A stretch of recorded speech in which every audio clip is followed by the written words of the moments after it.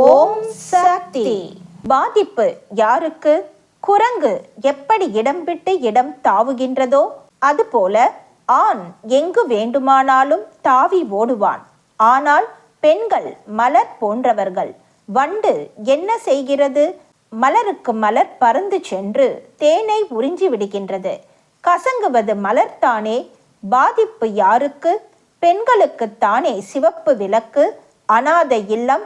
ஆணுக்கில்லையே. பெண்கள் இளகிய மனம் படைத்தவர்கள், பலவீனமானவர்கள், எதையும் நம்புகின்றவர்கள் என்று உங்களை ஏமாற்றுகின்றான். தியானம் பழகி வந்தால் நீ ஏமாற மாட்டாய். பெண்களுக்கு பலம் உண்டு, அறிவும் உண்டு. அறிவார்ந்த ஒரு சமுதாயத்தை நீங்கள் உருவாக்க வேண்டும்.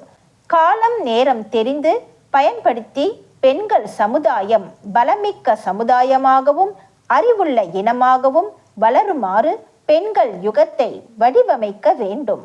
அன்னையின் அருள்வாக்கு. என்னுடைய அருள்வாக்கு என்ற பாத்திரத்தை பயன்படுத்தி எதிர்கால வாழ்வினை அமைத்து கொள்ள வேண்டும். எல்லோருக்கும் பகிர்ந்தளிக்க வேண்டும். அன்னையின் அருள்வாக்கு. Please share and subscribe. Om Sakthi.